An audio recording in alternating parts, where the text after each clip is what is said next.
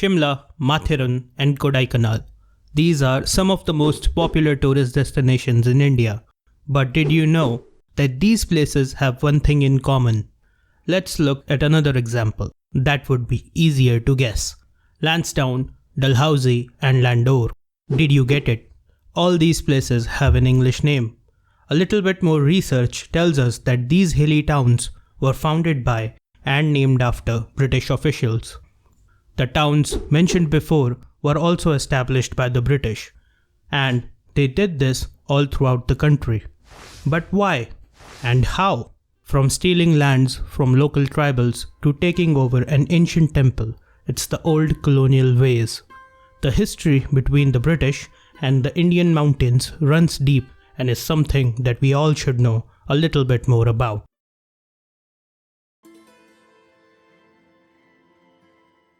Why go there in the first place? You have an enormous country to rule over and you can go anywhere you want. Here's why the British chose the Indian Highlands. Now that is a fancy word, but what does it mean?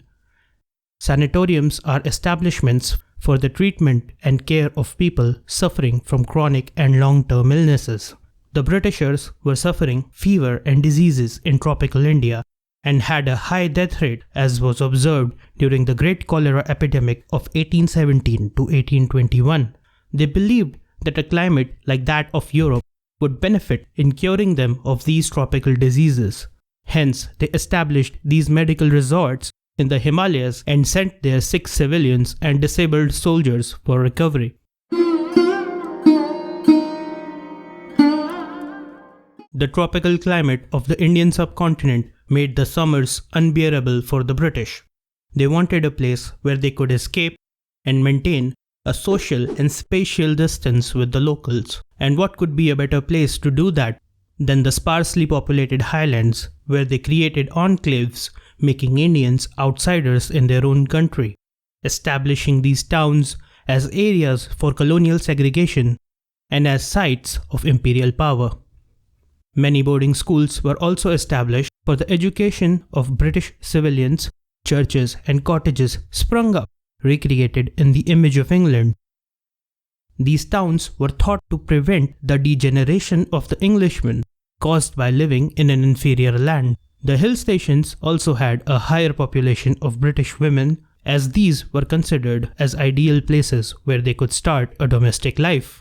The population of the hill stations also increased during the times of crisis for the British, as seen during the First War of Independence in 1857, which also led to a different use for these towns. Hill stations were situated in strategic locations on high ridges at about 2,000 meters above the sea level. From there, it was easier to observe the plains where most Indians lived and the newly acquired Himalayan border. After the War of Independence in 1857, the military and administrative use became even more prominent. Now that we know why they did it, the question that remains is how. So, let's start at the beginning. How the first hill station was founded, the story of Mussoorie. The name Mussoorie came from the shrub Mansoor, which grew in the area. In 1803, the area came under the jurisdiction of Gurkhas under the rule of Umer Singh Thapa, which eventually led to the British Gurkha War in 1814, which ended with British victory and Mussoorie eventually coming under the district of Saharanpur by 1819. The site of the town at that time was empty land where the local shepherds came with their flocks to graze on the Mansoor shrub. The first house erected in Mussoorie was a small hut built by Frederick John Shore, the then Joint Magistrate and Superintendent of Revenues of the Doon, and Captain Young of the Seymour Rifles in 1823 when they came to hunt in the area. Mussoorie as a health resort was established in 1825 by Captain Young. He also built Mullingar as his residence as the commandment of Landore.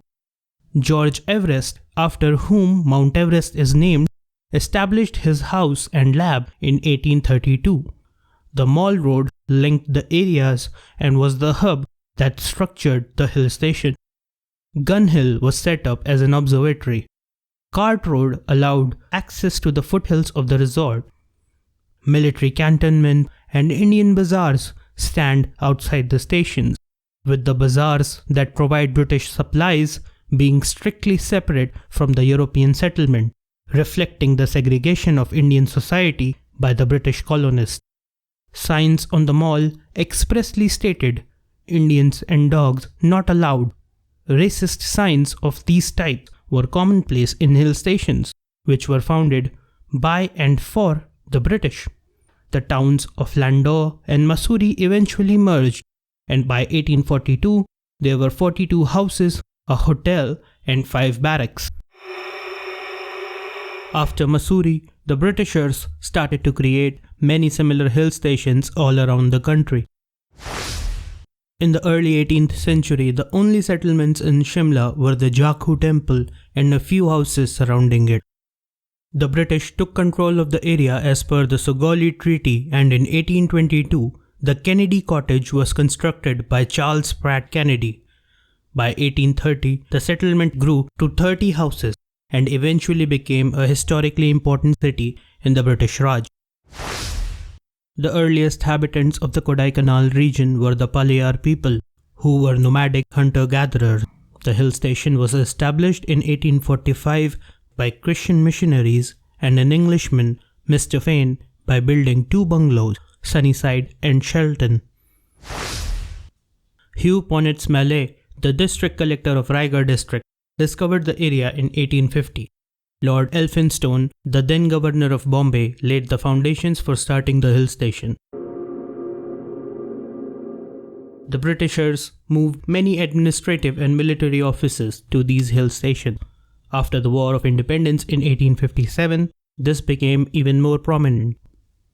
Shimla became the official summer capital of the British Raj, and Viceroy John Lawrence shifted his council to Shimla in 1864, and many other hill stations became the respective regional capitals, such as Nainital of the United Provinces in 1862.